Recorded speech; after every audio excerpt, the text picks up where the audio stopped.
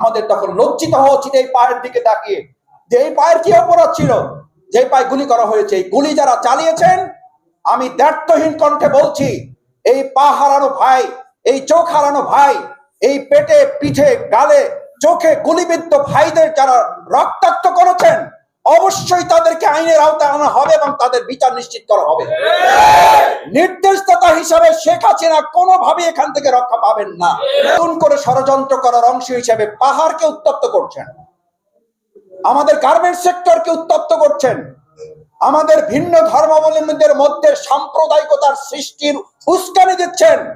আমরা খুব ভালোভাবে বুঝি, আমরা রাজনীতি কম বুঝি, কিন্তু যতটুকু বুঝি তার অর্থ হচ্ছে এই, আপনারা এই রক্তের সাথে, এই পা হারানো লোকগুলোর সাথে, এই চোখে গুলিবিদ্ধ লোকগুলোর সাথে নতুন বিপ্লব, নতুন আর একটা বিশ্বাসঘাতকতা করে বিপ্লবের প্রতি বিপ্লবের যে স্বপ্ন দেখছেন,